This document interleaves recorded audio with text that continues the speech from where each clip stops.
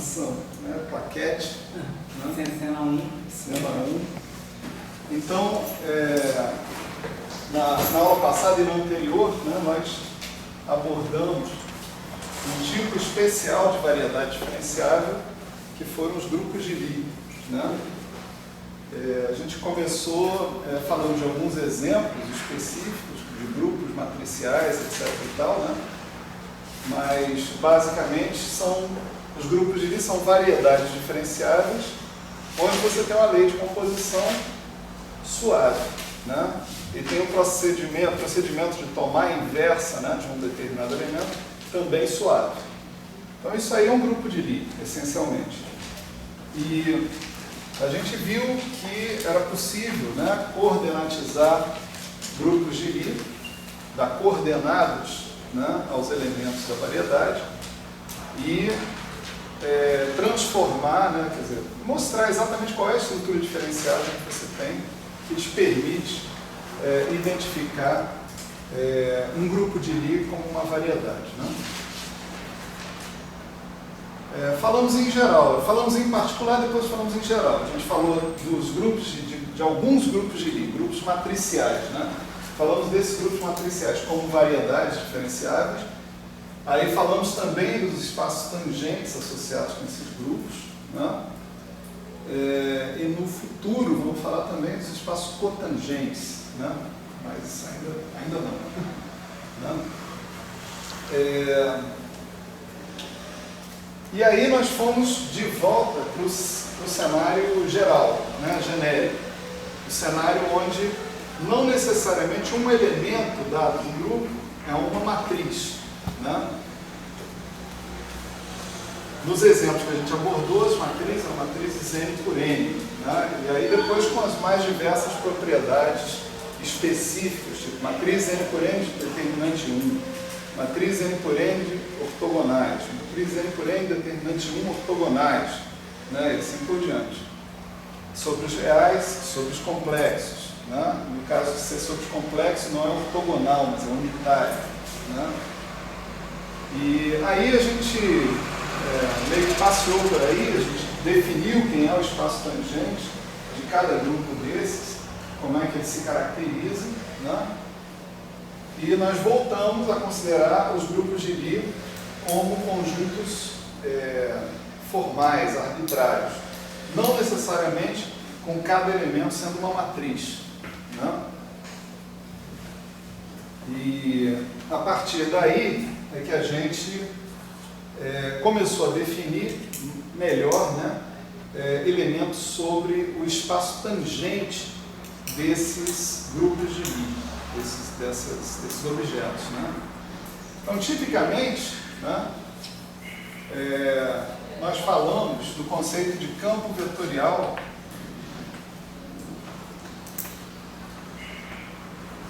invariante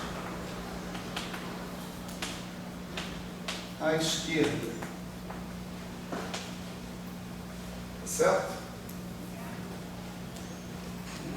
Tipicamente a gente definiu o que a gente conhecia como translação à esquerda, né? L de left, né? Se você aplica essa operação LG a um elemento G', a definição disso daqui era G', certo? E você podia ver o LG como um homeomorfismo, né? Tipicamente, homeomorfismo de G em G.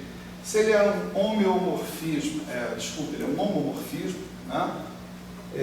Mas mais do que isso, ele é suave, né? Porque ele envolve nada além da multiplicação em G, que é uma operação suave, né? Definida como suave. Então você pode falar do mapa diferencial, por exemplo, associado com esse LG, né, com essa translação à esquerda, né? Então, você pegasse um campo vetorial, né, X, por exemplo, tá certo? No seu grupo. Esse campo vetorial você está considerando ele num ponto G' do grupo arbitrário, né? Se acontecesse isso aqui, né,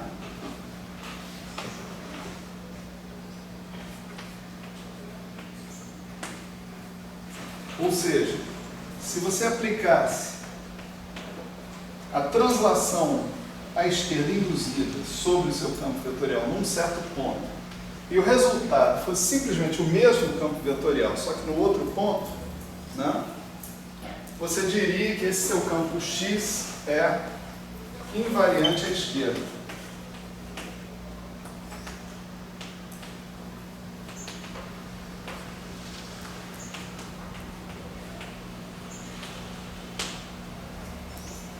Então a gente definiu assim, né, um campo vetorial invariante à esquerda, com essa propriedade. Eu tenho uma translação à esquerda, né? A gente fala translação, mas isso não é absolutamente uma operação abeliana, né? De jeito nenhum. Né?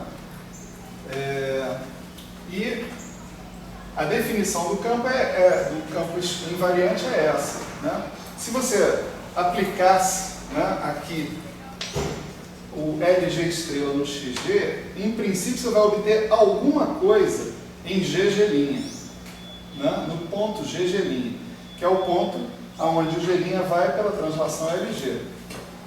Né? Em princípio você vai obter um Y em GG'. Mas se esse Y for o próprio X, é que você diz que você tem um campo vetorial invariante à esquerda. Né? E com isso colocado, né, a gente se dedicou então a descobrir quem são esses campos vetoriais invariantes à esquerda. Tá certo? Quer dizer, a próxima pergunta que é: existem caras que satisfazem isso? Né? Satisfazem esse critério? Né? Será que existe gente que satisfaz esse critério? A resposta: sim, existe. E mais, esse critério é capaz de dizer quem são todos os campos vetoriais invariantes à esquerda. Tá certo? Para isso, o que a gente fez? A gente definiu um mapeamento entre o espaço tangente à identidade, tá certo? E o espaço de todos os campos vetoriais invariantes à esquerda, sobre G. Tá certo?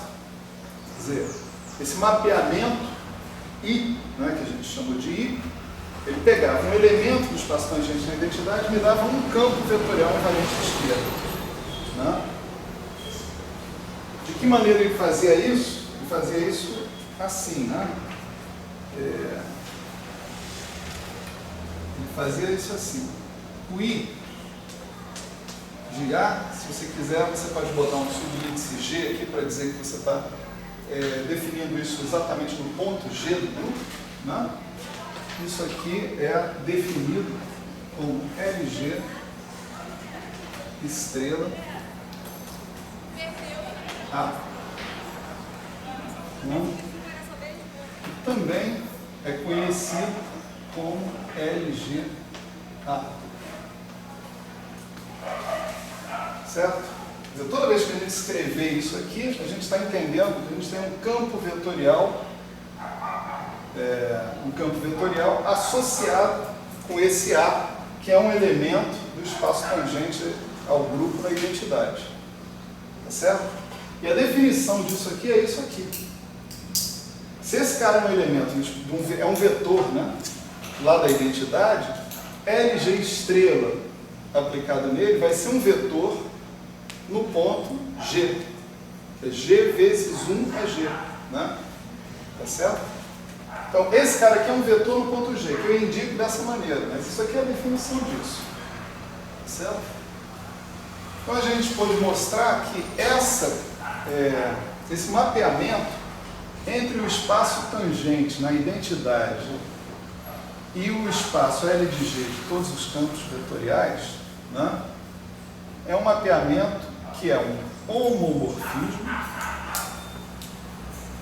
injetivo e sobrejetivo, ou seja, bijetivo. Né? Então, ele é um isomorfismo. Então, entre o espaço tangente na identidade, né, e os campos vetoriais invariantes à esquerda, existe um isomorfismo. Você pode obter qualquer campo vetorial invariante à esquerda a partir de um elemento do espaço tangente na identidade. Tá certo? Então, a gente mostrou que esse objeto que está aqui é evidentemente um campo vetorial invariante à esquerda, quer dizer, se você fizer LG estrela aplicada num LG' A, o resultado vai ser um LGG' A. Esse cara é um campo vetorial invariante à esquerda. Né? Então, não vou repetir a demonstração, né? Não é uma demonstração complicada nem nada, né? Mas está bem claro aqui, né, a associação 1 a 1 por onde que ela vai. Né? Se você pegar um elemento do espaço tangente na identidade, com uma translação à esquerda atuando sobre ele, você encontra um campo vetorial invariante à esquerda. Se você pegar um campo vetorial invariante à esquerda, x, por exemplo, você pode restringir esse x à identidade. Você pode dizer, quem é o x na identidade? Ele é um vetor que pertence a quem? Ao espaço tangente na identidade. Não é? E aí você pega esse vetor e aplica o LG estrela nele. E o que você obteve? O cara, né? Já que o x é, por hipótese, um campo vetorial invariante à esquerda, você obteve o campo a partir de um elemento do espaço tangente na identidade. Simples assim. Né? Então, vamos dizer assim, no primeiro momento, né, se eu tiver um elemento dado A, né, pertencente a P1 de G, né, então eu defino um campo vetorial invariante à esquerda, x, né, vamos chamar no ponto G, como sendo LG estrela A. Maravilha. E o segundo momento da nossa demonstração foi o seguinte: dado x pertencente a LG, um campo vetorial invariante à esquerda, eu defino A como sendo x restrito à identidade, tá certo? E então o x é exatamente, o x no ponto G é o LG estrela aplicado neste A que está aqui, dada a propriedade do campo x ser um campo vetorial invariante à esquerda. Então tem uma regra 1 a 1, tá certo? Entre as duas coisas, entre o espaço tangente na identidade e os campos vetoriais invariantes à esquerda. Mais ainda, né, nós conseguimos definir, a gente sabe, né, que o parêntese de Lie de dois campos vetoriais é um campo vetorial. Isso a gente, né, já tinha visto, né, em geral. Na aula passada, nós vimos que o parêntese de Lie de dois campos vetoriais invariantes à esquerda é também um campo vetorial invariante à esquerda. Então, esse espaço L de G, ele é fechado pelo parêntese de Lie. O parêntese de Lie transforma o espaço L de G, que é um espaço vetorial, numa álgebra de Lie. Tá certo? O que é uma álgebra de Lie? É um espaço vetorial com uma lei de composição antissimétrica, bilinear e respeitando a identidade de Jacobi. Certo? Então, o parêntese de Lie é a lei de composição que transforma o espaço L de G numa álgebra de Lie. Tá certo? Então, L de G é uma álgebra de Lie. Agora, se a gente estabeleceu essa relação entre os campos vetoriais invariantes à esquerda e o espaço tangente na identidade, é de se esperar que o espaço tangente, é de se perguntar, não de se esperar, é de se perguntar se o espaço tangente na identidade também tem a estrutura de uma álgebra de Lie. O espaço tangente na identidade é um espaço vetorial, né? E a resposta é sim, né? Para isso, a gente estabelece, né, a definição de comutador, né, entre dois elementos do espaço tangente na identidade. Né? O comutador vai ser o parêntese de Lie entre os campos vetoriais invariantes à esquerda associados com cada um dos elementos do espaço tangente na identidade, restrito à identidade. Isso aqui, em geral, está num certo ponto G. Né? Eu vou considerar esse ponto G como sendo a identidade. Né? Então, esse parêntese de Lie calculado na identidade é exatamente o que eu chamo de comutador. Né? O comutador herda todas as propriedades do parêntese de Lie, ele atua sobre elementos que formam um espaço vetorial e, portanto, o espaço tangente na identidade é uma álgebra de Lie. Né?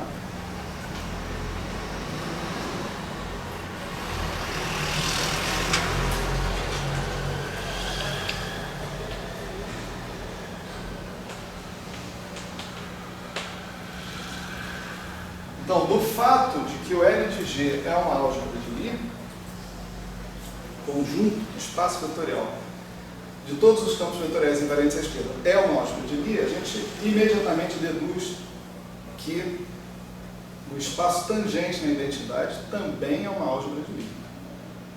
Tá certo? Eu vou frisar só mais uma vez, né? Depois eu prometo que eu não toco mais no assunto. Nós não estamos falando de matrizes, tá certo? Estamos falando de elementos do grupo de Lie genéricos, tá certo? Bananas, melões, sei lá, né? Como vocês quiserem. Estamos falando de elementos genéricos do grupo de Lie, de um grupo de Lie. Um grupo de Lie não é necessariamente um grupo, um conjunto de matrizes.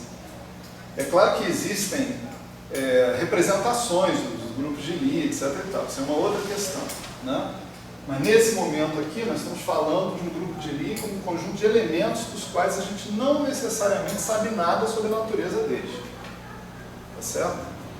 Então, tudo isso que está sendo deduzido aqui não está fazendo uso absolutamente nenhum do fato de eventualmente o G ser uma matriz, o G' ser outra matriz, etc. Não. Né? A gente, é claro, vai se beneficiar quando G, G', etc. forem matrizes. Muitas coisas ficam mais fáceis, mais simples. Né? Mas, vamos dizer assim, a profundidade das afirmações que a gente está fazendo é independente disso. Tá certo? Mais uma daquelas coisas sem sentido prático. Né? Quer dizer, o que eu ganho com isso? Não sei. Né? O que eu ganho com isso é que eu estou vendo que certas propriedades têm que ser garantidas por estruturas muito mais fundamentais do que pura e simplesmente eu dizer que os caras são matrizes e a coisa está na minha cara. Não, tá, é óbvio, não, é mais fundamental. É em cima da álgebra, é em cima das propriedades que o cara obedece. Tá certo, gente? Quer dizer, eu reconheço aqui que o tópico às vezes pode parecer um pouco assustador, né? Embora de tempos em tempos ele fique familiar, né? Então tá, essa equação aqui eu já conheço. Então, mas às vezes, né, no meio das demonstrações você fala, meu Deus, como eu queria ir embora aqui dessa aula. Essa aula é muito, muito chata, né? Hoje talvez seja uma aula dessa, né? Talvez tenha momentos como esse, né? Mas quanto mais vocês pararem para perguntar, né, o que está acontecendo, não importa se vocês deveriam estar sabendo ou não por causa da aula passada, não sei o que, eu já falei disso, vocês deviam lembrar, não sei o que, não, nada disso. Não, professor, nem vi na sua aula passada, então vim dormir o tempo inteiro, não tem problema, pode perguntar do mesmo jeito, certo? Pelo amor de Deus. O único jeito dessa aula ficar suportável é assim, entendeu? Então pergunta, tá? Deu problema, deu galho, eu não sei o que é estrela, professor. Pronto, então pergunta isso, não tem problema. Pode perguntar. Tá? Vou sacanear, mas o que eu vou fazer? Eu vou responder também. Isso era um professor meu que falava, professor de química. Gente, pode fazer pergunta, não tem problema, professor de cursinho, né? Pode fazer pergunta à vontade, né? A gente só vai rir, qual o problema? Ninguém perguntava nada. A gente terminou a aula passada, né, assim, em grande estilo, né, num de uma maneira gloriosa, que foi o seguinte: ah, tá legal, já que o L de G é um espaço vetorial, né, o espaço dos campos vetoriais invariantes à esquerda, o espaço vetorial, a soma de dois caras desse é um campo vetorial invariante à esquerda, porque essa operação L de G estrela é uma operação linear, né? Já que é isso aí, deve ter uma base desse espaço vetorial. E se tem uma base, então você pode se perguntar o que que dá.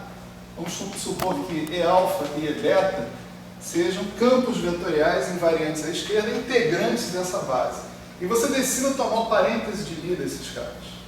Certo? Você decidiu tomar o parêntese. Por quê? Esse é um problema meu, né? Na minha cabeça, tomar o parêntese de Lie. O que que ele tem que dar? Já que o parêntese de Lie, de dois campos vetoriais, é um campo vetorial, né? Isso aqui tem que dar um campo vetorial também, que vai ser uma combinação linear desses vetores base, né?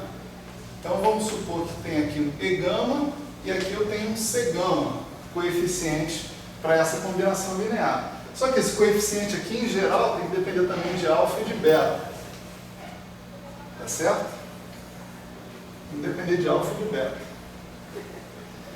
Bom, só você aplicar agora o LG estrela menos 1, o LG menos 1 estrela, nessa relação toda. Esse LG menos 1 estrela passa por cima desse Z, porque o LG é uma operação linear, tá certo?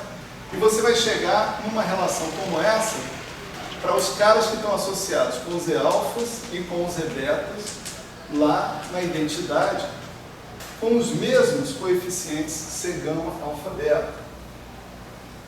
Então, essa relação do parêntese de Lie entre dois elementos da base do seu espaço vetorial é uma relação fundamental, independente do ponto do grupo de Lie particular ao qual você está se atento. Tá certo? Uma relação fundamental, e essas constantes que estão aparecendo aqui são chamadas constantes de estrutura.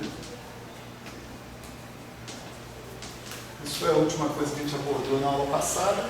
Eu disse, não provei, apenas disse, né, que a lei de composição do grupo, né, ou seja, vamos supor, né, vamos supor que eu tenho uma coordenatização x para um elemento g, né, e dei uma coordenatização x' para outro elemento, sei lá, g', tá certo? Então, o produto desses dois caras é um g de x-til, tá certo? Onde esse x-til é uma função de x e de x', tá certo? Tem que ser o quê? Uma função suave, já que você está falando de um grupo de Lie, a definição é que a lei de composição é suave. Isso se expressa exatamente nisso, que o parâmetro x-til, que caracteriza o elemento que representa a composição de dois elementos, é uma função suave dos parâmetros correspondentes a cada um dos elementos, né? Então, o que foi dito lá, isso aqui você pode chamar de lei de composição, né? Nós dissemos, né, e parece evidente, se você souber essa lei de composição, você sabe tudo o que acontece no grupo de Lie, né? Você sabe o produto de cada dois caras, aonde é que ele vai, né? Eu pego um cara aqui, outro cara aqui, faço o produto, eu sei onde vai. Por quê? Porque eu conheço aquela lei de composição ali, né? Então, essa lei de composição é o equivalente de eu conhecer, por exemplo, a tabela de multiplicação do grupo. Colocar todos os elementos do grupo numa coluna, todos os elementos do grupo numa linha, e sair multiplicando um pelo outro e dizendo, preenchendo essa tabela, dizendo o que representa, né? Conhecer essa lei de composição é equivalente a conhecer essa tabela, ou melhor, equivalente a conhecer a lei de multiplicação do grupo, né? Pois bem, o que eu disse sem provar é que as constantes de estrutura determinam a lei de composição ou são por ela determinados. Se você tiver a lei de composição, você determina as constantes de estrutura. Se você tiver as constantes de estrutura, você determina a lei de composição. Tá certo? Então tem uma relação profunda entre a álgebra e o grupo. entre coisas que acontecem na álgebra de Lie e coisas que acontecem na variedade diferenciável que você está chamando de grupo de Lie. Dá para perceber isso? Não é? Isso aqui envolve o quê? Envolve uma base de vetores do espaço tangente. É claro que se você mudar de base, essas constantes aqui vão mudar também, né? Não tem problema. Não. E o que vai acontecer? Você vai mudar a sua lei de composição inteira por um homeomorfismo, por um difeomorfismo. É isso que vai acontecer. Mas vamos supor, up to, né, a menos de difeomorfismos, né, dadas as constantes de estrutura, você tem a lei de composição e vice-versa. Né? Então tem um reflexo, né, da álgebra de Lie na lei de composição do grupo. E tem um reflexo da lei de composição do grupo na álgebra de Lie. Que são esses Cs que estão aparecendo aí. Tá certo? Embora nós não vamos trabalhar, pelo menos não é minha intenção hoje, né? Talvez na próxima aula seja, não sei. Hoje não. Né? Embora nós não vamos trabalhar explicitamente essa relação entre as constantes de estrutura e a lei de composição, nós sim vamos trabalhar a relação entre o espaço tangente na identidade e o grupo, os elementos do grupo. A ideia é que hoje aconteça isso, que a gente veja aquele tópico que está lá, ó, relação entre álgebra de Lie e grupo de Lie. Tá certo? Então nós vamos desenvolver ferramentas ao longo da aula de hoje para trabalhar isso. Tá certo? Só que antes disso, antes da gente abordar esse tópico, aqui morreu que terminou a aula passada, certo? Ainda não começou a aula de hoje, terminou a aula passada. Então a aula de hoje ela começa com a gente fazendo alguns exemplos, né, relativos a grupos matriciais, tá certo? Algumas coisas, por exemplo, que a gente falou sobre campos vetoriais invariantes à esquerda, tá certo? Um lugar bom para a gente encontrar ilustrações, né, sobre esses campos vetoriais invariantes à esquerda é justamente os nossos grupos matriciais. Então vamos trabalhar com eles ali. Né? Vamos ver como é que é o conceito de campo vetorial invariante à esquerda, né, num grupo matricial, por exemplo.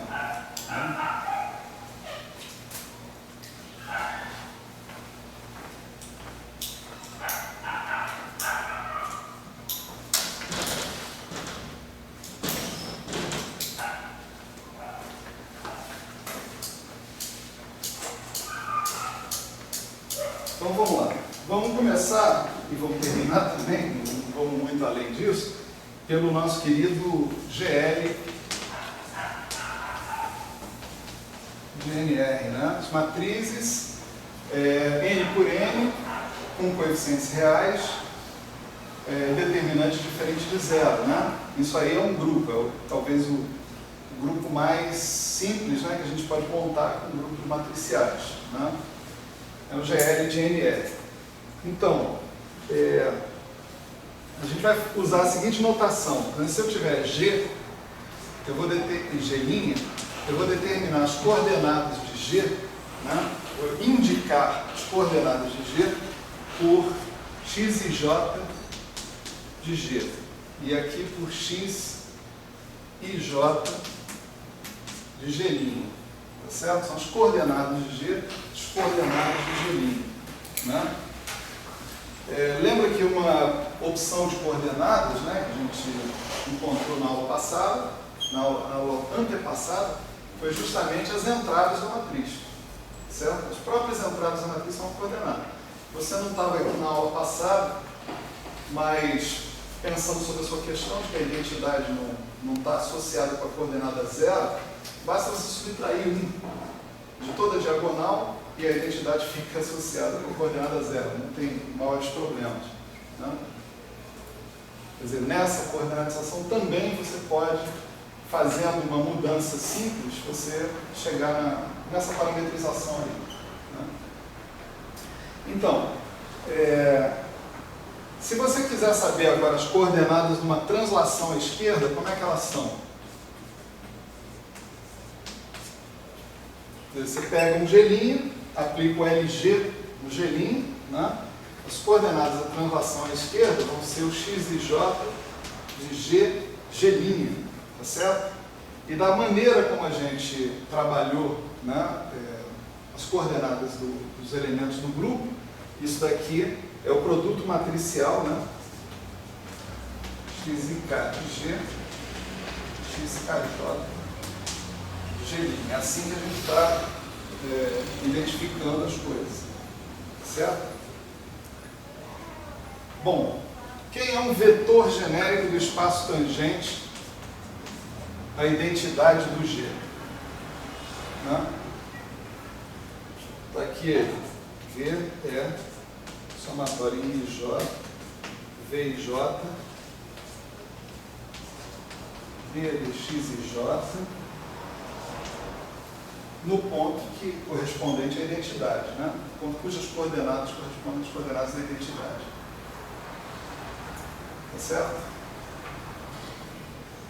A gente já aprendeu do espaço tangente, né, ao GL, GNR, que essa matriz V e J é uma matriz absolutamente genérica. Né? Ela pode, inclusive, ter determinante zero, não tem problema. Tá certo? Uma matriz genérica caracteriza um vetor arbitrário do espaço tangente do GL de NR. Certo?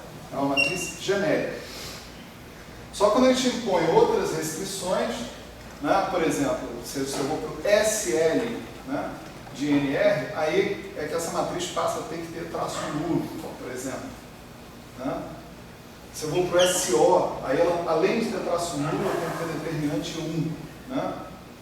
E assim por diante. Então tá, isso aqui é um vetor genérico do T1, né, do espaço tangente na identidade.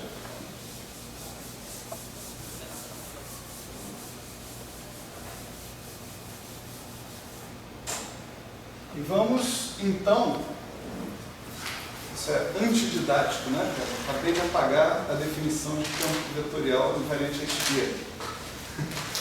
Eu quero justamente montar um campo vetorial invariante à esquerda. Né? Ridículo, a gente vai fazer o quê? Então tá, olha só, essa é a definição que eu preciso. Tá certo? O que é essa definição? Só para a gente lembrar, né? Essa é a definição da associação entre um cara no espaço tangente da identidade e um campo vetorial, que no caso é um campo vetorial invariante à esquerda, mais ou menos óbvio que ele é. Né? Então como é que faz isso? Né? Nós vamos procurar saber quem é o LGV, tá certo? Isso aqui é um campo vetorial invariante à esquerda associado com aquele V. Está lá, que mora no espaço tangente na identidade. Então esse cara é o LG estrela V. E aqui nós vamos usar nossas habilidades, né, de variedades diferenciadas. Não tem nenhuma habilidade de grupos de Lie aqui. Né? Somatório, né, de V e J derivado em relação a x e j de 1, né, do que? Das coordenadas do ponto de chegada. Qual é o ponto de chegada? O ponto de chegada é g vezes 1. Né? Então ele é x km de g, x ml de 1. Né? Tudo isso é um vetor tangente d de xkl, olha aqui o k, olha aqui o l, tá certo?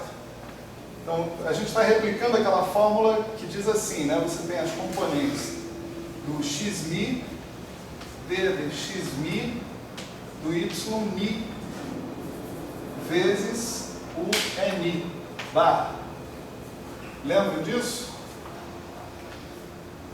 Isso aí é a fórmula que nos dá as componentes do vetor induzido. Não é isso? Então, ó, coordenada de chegada, está aqui a coordenada de chegada. Coordenada de saída é essa que está aqui. Componentes do vetor de saída. Certo?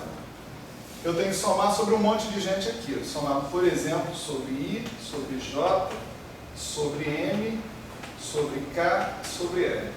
Né? Tudo isso daqui é calculado no ponto G. Certo? Bom, veja que eu estou derivando em relação às coordenadas da identidade, sejam elas quais forem. Tá certo? Sejam elas quais forem. Então, esse cara aqui simplesmente sai daqui, né? E onde tem isso aqui, somatório sobre I, J, K, M, L, V e J, X, K, M, derivada de X, M, L em relação a X e J, que eu vou obter como sendo delta MI, delta LJ, D, ADX, KL em G. Tá certo? Isso daqui é o somatório agora sobre bem menos gente, porque eu vou usar essas duas deltas para matar duas somatórias aqui. Vou ficar com o somatório sobre IKL, de X, KI, de G, né? V e L, D de X, KL, de G. Tá certo? Mas esses caras, esse negócio que está aqui, né, é o que você define como as coordenadas, né, não mais com a soma sobre I, mas soma sobre K e L, de GV, KL,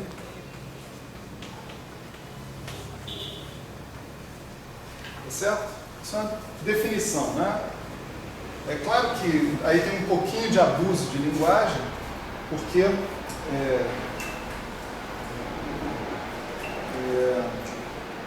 estou tratando o V aqui como se fosse algo a ser coordenatizável. O V já é a própria coordenada do vetor, né? O V são as componentes do vetor tangente, é o cara que define o meu vetor tangente. Aqui, né? Então isso aqui é o que eu estou chamando de GVKL, tá? É o produto matricial das coordenadas do G pelas coordenadas do vetor tangente. O G, o V, o vetor tangente, tem coordenadas que formam uma matriz da mesma dimensão, matriz N por N, geral, né? Pode ser inclusive de determinante zero, não tem problema. Né? E o que eu tenho aqui é um produto de duas matrizes, N por N. Tá certo? Daí essa notação que está aqui. Então, olha só. Interessante. Né? O campo vetorial invariante à esquerda, associado com o vetor V do espaço tangente na identidade, tá certo? Tem como componentes, né, os componentes dele no ponto G, são o produto da matriz que representa o G pelas coordenadas do vetor na identidade. Nada mais apelativo, né? Assim, mais claro, né? Você simplesmente pega o vetor e multiplica por G. Tá certo? O vetor é uma matriz. Tá certo? Você poderia escrever, se você não quisesse escrever nessa base que está aqui, né? Você poderia escrever isso aqui como GV. Pura e simplesmente. Tá certo? O que quer dizer GV? Quer dizer um vetor que não está no espaço tangente na identidade, está no espaço tangente no ponto G, cujas componentes são o produto da matriz original do espaço tangente na identidade pelo elemento do grupo que você está utilizando. Então, quando você tem um grupo matricial, aí a gente precisa de um grupo matricial, para a gente ter esse mapeamento dessas coordenadas que estão aí. Né? Quando você tem um grupo matricial, você tem essa possibilidade de identificar imediatamente os campos vetoriais invariantes à esquerda. Todos os campos vetoriais invariantes à esquerda são assim. Tá certo? Só a título de... Né? Se você aplicar o LG', por exemplo, estrela desse cara, né? Como é que eu posso mostrar num segundo que isso aqui é um campo vetorial invariante à esquerda? Por quê? Aplico aqui um LG' estrela nesse cara. Isso vai ser LG' estrela, LG estrela, V. Mas o mapa diferencial composto é composta dos mapas diferenciais, né? Então, eu posso dizer que LG' estrela, LG estrela, é LG, LG', tudo isso estrela. Agora, LG', LG é o L, G', G. Então, isso fica o LG', G estrela quando no V. Isso vai terminar em G', G, V. Mas isso é o próprio cara em G', G. Tá certo? Então, a forma dele, instantaneamente, já te mostra que ele é um campo vetorial invariante à esquerda. Certo?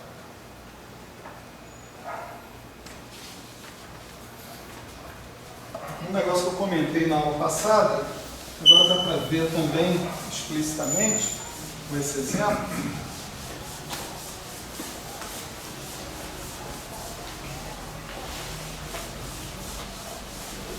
É o seguinte, né?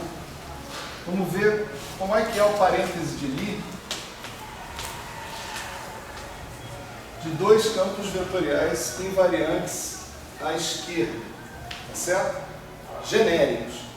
Aí sim, eu estou falando que eles são genéricos, né? Porque eu acabei de mostrar na aula passada, né? Todo e qualquer campo vetorial invariante à esquerda pode ser escrito como L de alguma coisa. Esse alguma coisa é um elemento do espaço tangente da identidade. Tá certo? Então isso daqui é o parêntese de Lie, num certo ponto G genérico, de qualquer campo, quaisquer dois campos vetoriais genéricos que eu venha a ter. O que tem de específico nesse exemplo é o fato de eu estar me restringindo a um grupo matricial, certo? Está falando de coordenadas, né? Então isso daqui, né, eu posso usar aquela fórmula que eu tenho para o parêntese de Lie, né? Xni d a dxni de y menos y mi d de xni de xmi, tá certo? A fórmula das componentes, né, do parêntese de Lie numa determinada base. É mi, né, de x, né, coisa assim. Então isso aqui vai dar o seguinte, vai dar somatório I, J, K, L, P, M, muita gente para somar, né? Cada elemento é constituído por dois índices aqui, né? X e K de G, VKJ, DAD, X e J. Veja, aqui eu tenho o elemento IJ associado com LV no ponto G, correto? X e K de G, VKJ. Isso está D de X e J do quê? Né? De XLM de G, WMP. Aqui eu tenho o elemento LP, portanto é D a DX, LP. Tudo isso em G.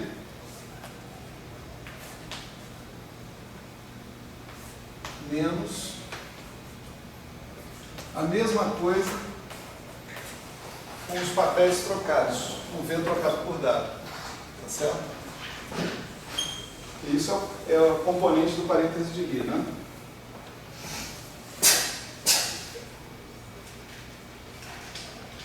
Legal, é uma continha, né? Não tem grandes coisas. Você vai derivar em relação a x e j, esse XLM de G, esse x e j está sendo derivado no ponto G. Então ele vai ignorar o W, né? Ele vai derivar esse cara e manter esse, depois vai manter esse e derivar pela segunda vez esse, né? Essa derivada segunda, ela vai cancelar quando você trocar V por W. Você vai simplesmente ter um cara que a derivada é simétrica e você está subtraindo um cara do outro, tá certo? O que vai te sobrar aqui no final, depois cada um pode fazer sua conta em casa, só para a gente não perder muito tempo com isso. vai ser isso aqui, x LK de G, VKM dado MT menos WKM DMP DLX LP no ponto G. Certo? Então isso daqui é exatamente somatório em I e J do G vezes o comutador. Aí é o comutador mesmo.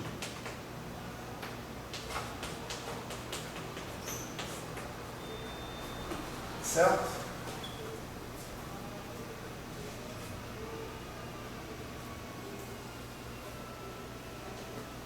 Então, num ponto genérico, G, você pega o comutador dos dois vetores que você está colocando e simplesmente multiplica pelo G e acabou.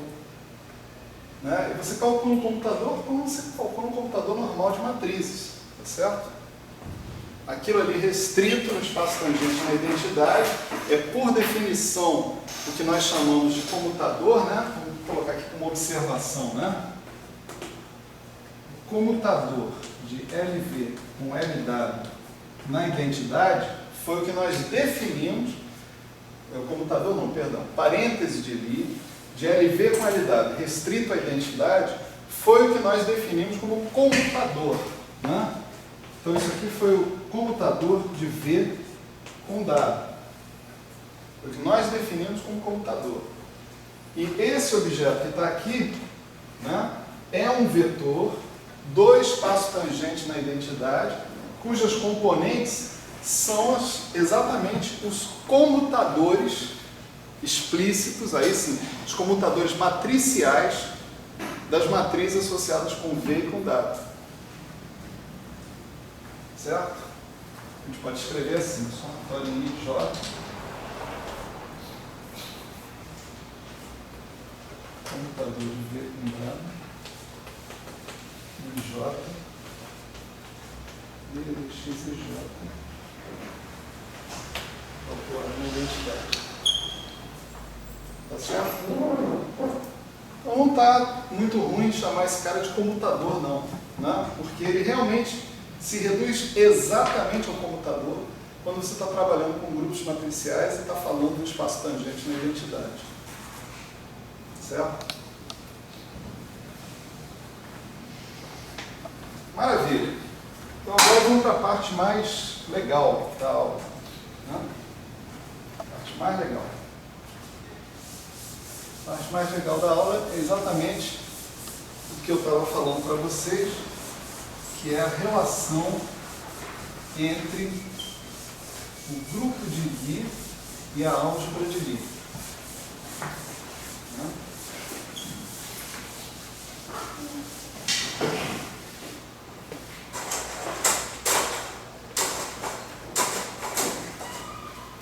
Para a gente falar sobre isso, tá certo? A gente vai precisar de uns conceitos auxiliares, tá certo? Antes de começar a falar sobre isso. O principal conceito auxiliar aqui é o conceito de subgrupo a um parâmetro. Então vamos colocar aqui um grande título, né? Relação entre P1 de G e G. Né? E aqui vamos falar sobre um subgrupo a um parâmetro. O que é a definição de um subgrupo a um parâmetro? Né? Imagina o seguinte, você tem uma curva φ de R em G, tá certo? Uma curva na variedade, né, no grupo de Lie. Satisfazendo essa condição, φ de t vezes φ de s igual φ de t mais s. Então, essa é a definição de um subgrupo a um parâmetro. Claro está que nem toda curva que você imaginar no seu grupo vai ser um subgrupo a um parâmetro. Certo? Tá? Uma pergunta, não sei se você pode perguntar perguntas óbvias, então vamos fazer uma. Vamos embora. Lá atrás, naquele LPG, né? Que você aplicou. LPG onde? Lá no primeiro passo. A derivada nessa primeira parte, G, X, KM de G, a derivada no primeiro termo, você desprezou, né? Está em outro ponto. Uhum. Certo? Mas quando é no mesmo ponto, faz sentido? Por exemplo, analisando a identidade, você faz um L de G igual a 1. Por exemplo, faria sentido de alguma forma? Faço um L de G igual a 1. Em vez de pegar um outro ponto que não seja identidade, né, a sua relação, for a identidade. Faz algum sentido?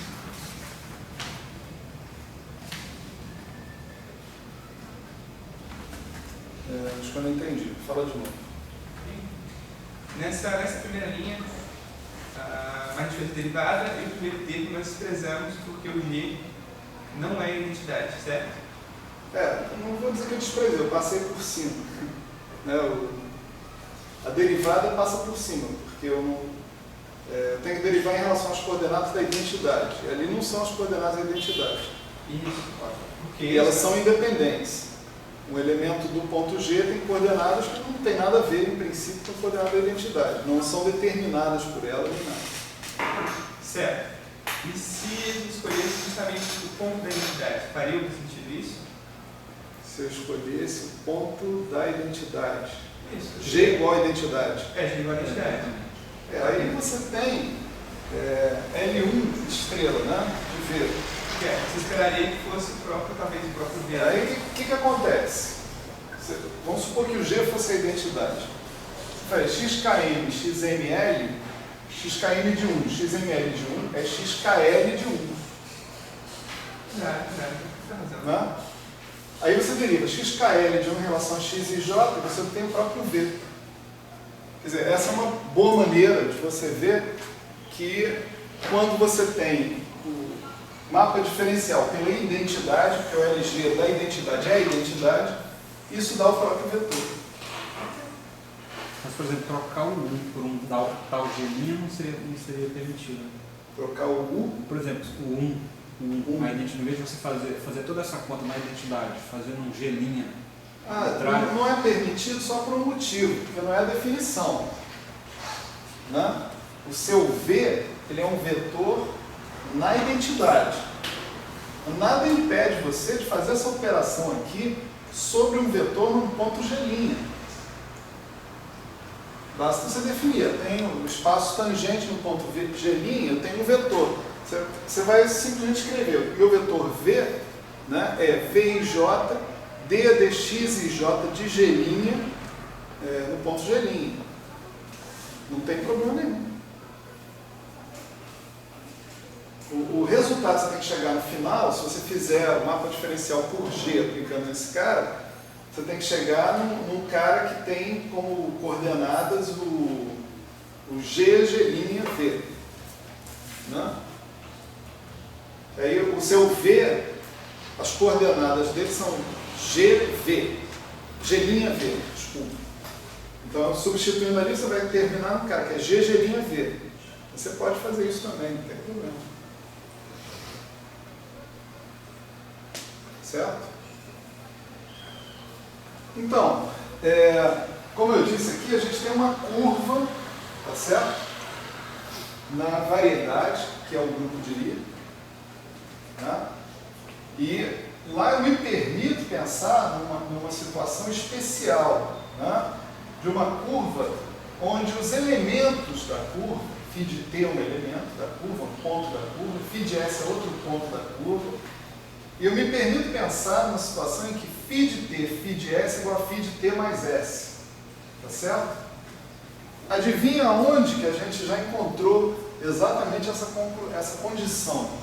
Nos fluxos. Lembra? Sigma de t composto sigma de t, vírgula, sigma de sp é igual a sigma de t mais sp. Quando a gente falou de fluxo, né, na variedade, fluxo gerado com campo vetorial, a gente mostrou, né, que que o sigma de T composto no sigma de S é o sigma de T mais S.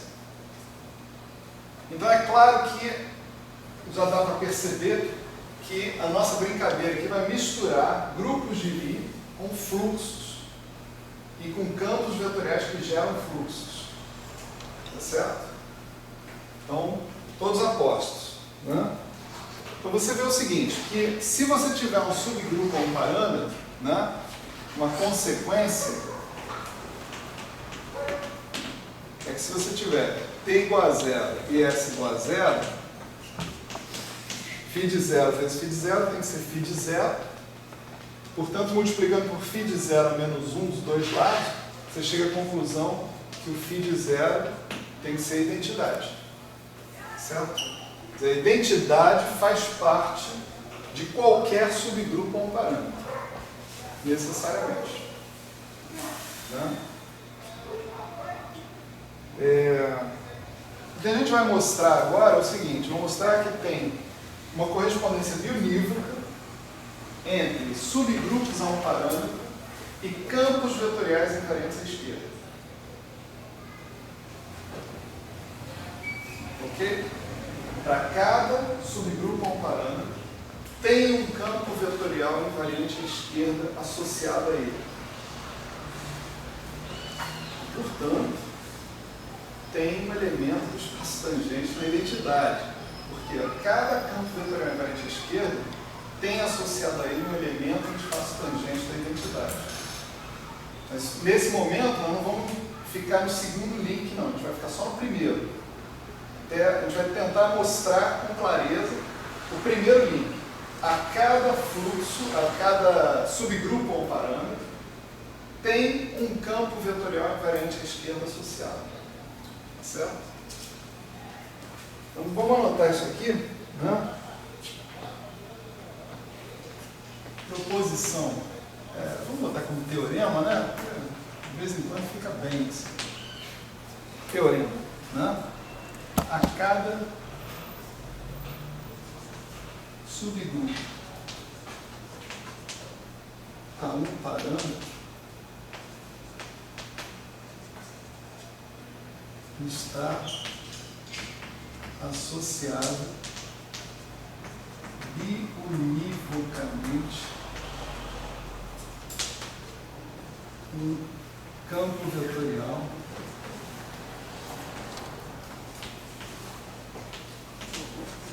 invariante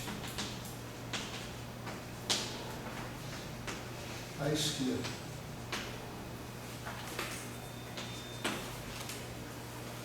Ok? Então vamos dedicar agora o nosso tempo a estabelecer esse teorema. Ok? Então olha só. Que tal eu partir da existência de um subgrupo a um parâmetro, tá certo? E estabelecer a existência de um campo vetorial invariante à esquerda.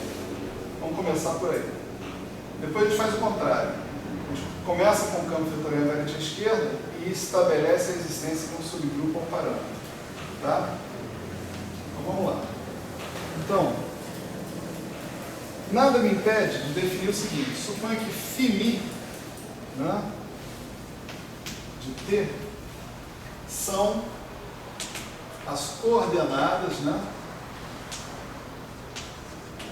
de φ de T, de um dos elementos do meu subgrupo ou parâmetro. Estou usando um índice só, tá? φ. Então, legal. Por que eu não posso definir um campo vetorial precisamente a partir dessa equação que está aqui? Dφ de T dt é, por definição, um cara que eu vou chamar de Lφ, tá certo? Componente μ associado com φ de T.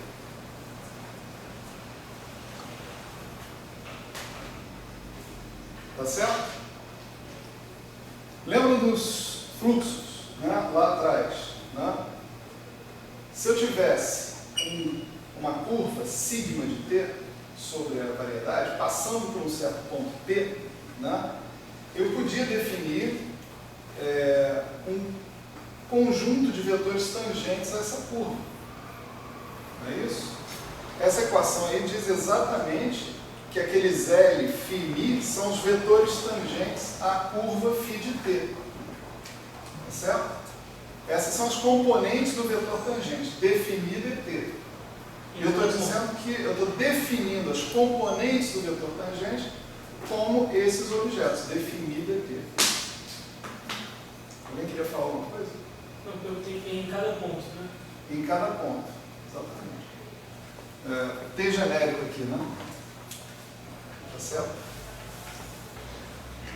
Então, a história toda é a seguinte: vamos definir esse campo vetorial, né, em princípio, né, no início pelo menos, só como um campo de vetores tangentes a esse subgrupo ou parâmetro.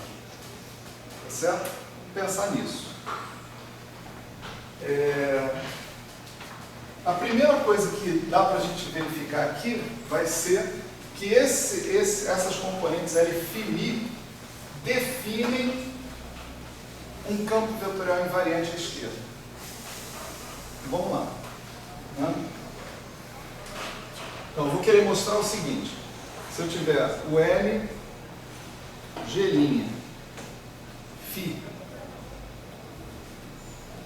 dado por L, φ, μ, tá certo? De φ de T', D a D, φ, μ de T', esse cara eu vou querer mostrar que o LG estrela aplicado no LG' de φ é o Lφ GG', num primeiro momento, para um G, seja outro elemento do subgrupo ou parâmetro. Depois a gente vai generalizar isso. Ok? Está claro aí o que a gente quer fazer? Então, com esses objetos que estão aqui, que são definidos dessa maneira, tá certo? Quem é dado para mim? Quem é dado para mim é o fluxo, é o subgrupo ou parâmetro. Então, dado o subgrupo ou parâmetro, eu posso, coordenatizando, né, os caras do subgrupo ou parâmetro, definir vetores tangentes. E com esses vetores tangentes, definir um campo vetorial. Pelo menos um campo de vetores tangentes nessa curva. Então, esse campo de vetores tangentes, eu quero mostrar que ele satisfaz essa condição que está aqui, que é a condição de ser um campo vetorial invariante à esquerda. Vamos lá.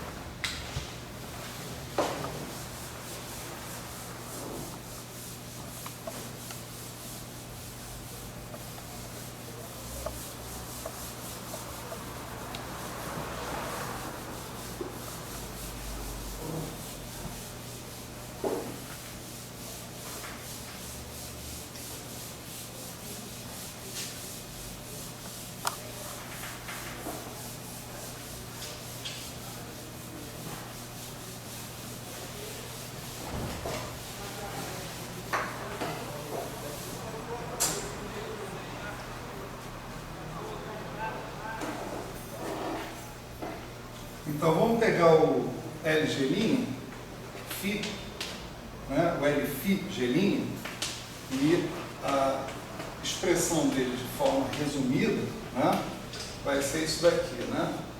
D a D, G', né, em G', tá certo? Bom, esse cara que está aqui, G' são as coordenadas do ponto G', tá certo? As coordenadas de um ponto G do grupo em geral, né? Esse cara que está aqui eu posso identificar como sendo φ estrela, DDT, em T'. Estou identificando aqui as componentes de um fluxo, usando a definição de fluxo que eu dei originalmente para vocês, né? Só relembrando aqui, né? A gente tinha um fluxo sigma de t, E a gente queria que um certo campo de vetores, fossem vetores tangentes a esse campo, a esse fluxo, né? Um certo x, eu dizia que sigma estrela de DDT era igual a x. Tá certo? O que é DDT? DDT é o vetor tangente a R. Tá certo? R visto como uma variedade, DDT vai ser o vetor tangente a R.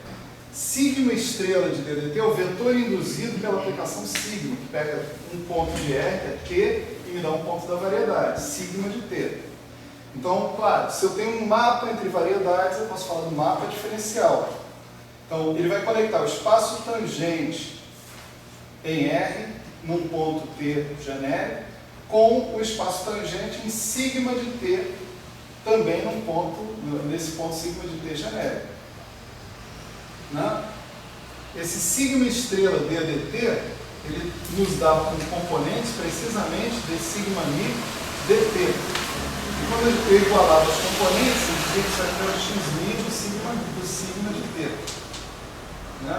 Sigma mi de tt, para dizer que o fluxo passava pelo ponto t, etc. e tal. Então, essa equação, que era a equação do fluxo sigma, ela era expressa dessa maneira, de uma maneira independente de coordenadas. Essa daqui era uma visão dependente de coordenadas da mesma equação. Tá certo? Então, o que nós estamos fazendo aqui é particularizar para essa curva φ de t, cujas componentes, né, são sigma mi, são φ mi, tá certo? Aquela equação que está lá. Essa forma nos interessa, porque a gente vai poder usá-la para mostrar o que a gente quer no meio da história. Né? Então, olha só. O que eu vou aplicar aqui é o LG estrela ao LG' φ. Tá certo? É isso que eu vou aplicar, é o que eu quero mostrar ali, que vai dar aquilo ali, ó. LG' φ. Né?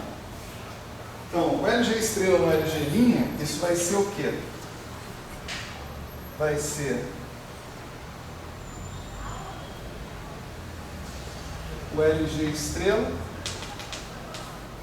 e a definição do outro cara é φ estrela de DDT em T'. Né? Mais uma vez, a composição dos mapas diferenciais é o mapa diferencial da composição. Então, isso daqui é LG, bola φ, tudo estrela, DDT em T'. Tá certo? E agora a gente pode analisar um pouco esse LG, bola φ. Né? LG, bola φ de T' vai ser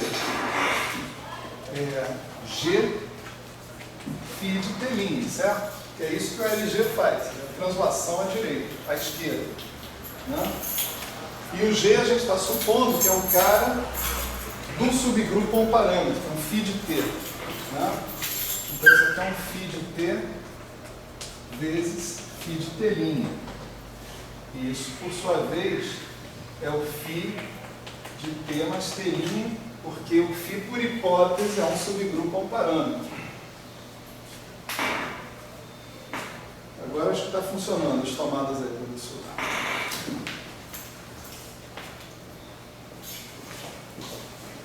Certo? Só que olha só, T mais T' é exatamente a translação à esquerda no R. Tá certo?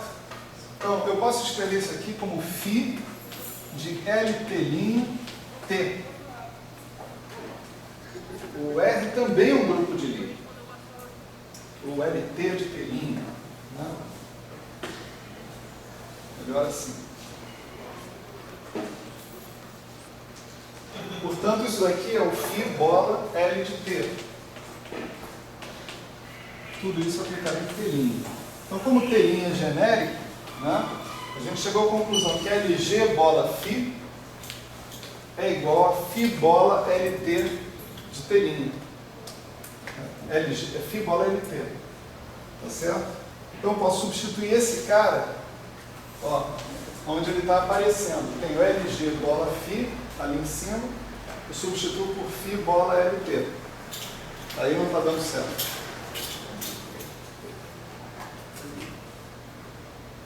Aí vai dar. Então vamos lá. Então, retomando esse cara que está aqui, né? Isso vai dar φ bola LT, tudo isso estrela, DDT, T'. Agora eu abro de novo, isso vai ser φ estrela, do LT estrela, do DDT, com T', né? E isso, por sua vez, é o φ estrela do DDT do ponto transladado. T mais T'. Tá certo?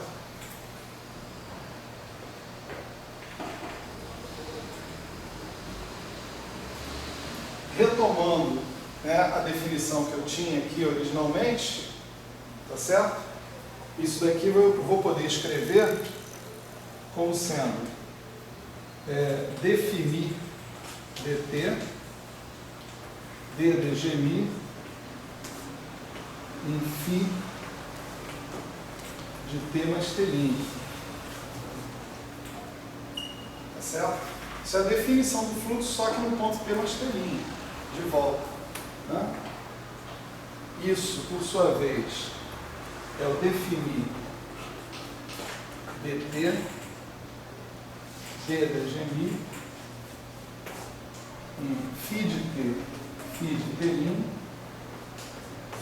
Isso daqui é a mesma coisa que G', né? E o que eu tenho aqui é exatamente a definição do Lφ, só que no ponto G'. Então, se o G for um elemento do subgrupo a um parâmetro, certo? G' é um elemento do subgrupo a um parâmetro, tudo bem. E se o G também for um elemento do subgrupo a um parâmetro, sobre o subgrupo a um parâmetro, vale a invariância à esquerda do LGφ. Tá certo?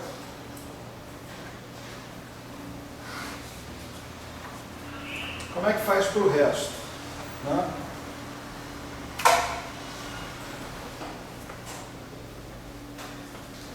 O resto acontece o seguinte.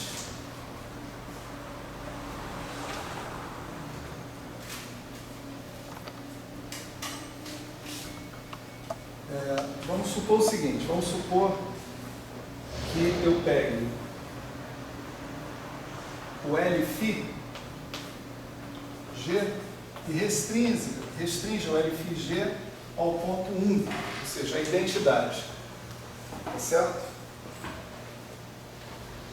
Se eu restringir esse cara à identidade, esse cara aqui vai me dar um certo Afι, né? Ok? E agora eu posso definir a partir desse Afι um campo vetorial invariante à esquerda.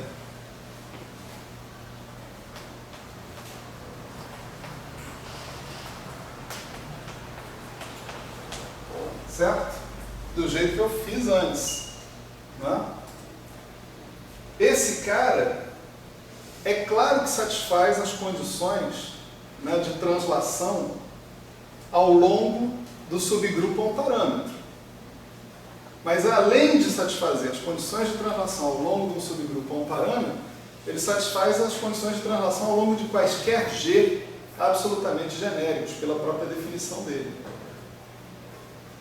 Então, esse cara agora, que está aqui,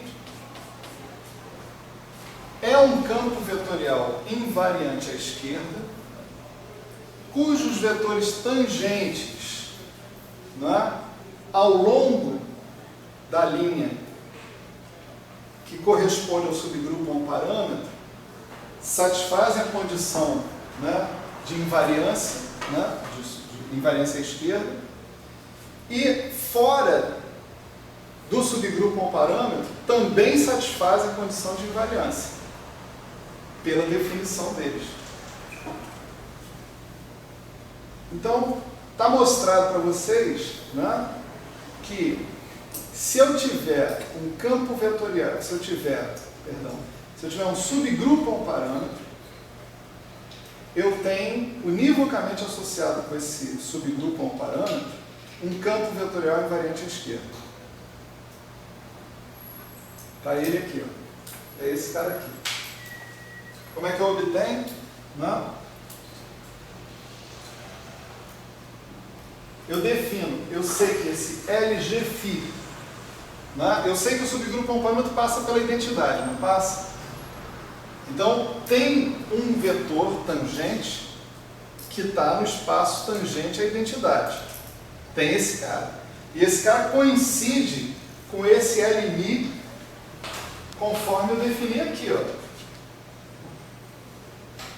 Ok? Então, o vetor Aφ é o vetor tangente a essa curva, a esse subgrupo a um parâmetro, no espaço tangente da identidade. O vetor Aφ é esse vetor, eu sei quem é. Eu sei calcular esse cara. Se eu tiver o φ, eu sei calcular esse cara. Tá certo? Sabendo calcular esse cara, eu aplico LG estrela nele e eu obtive um campo vetorial invariante. Entende? Automaticamente colocado.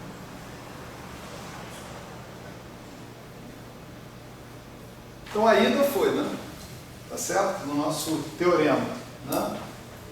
Se eu tiver um subgrupo a um parâmetro, eu tenho um campo vetorial invariante à esquerda. Tá certo?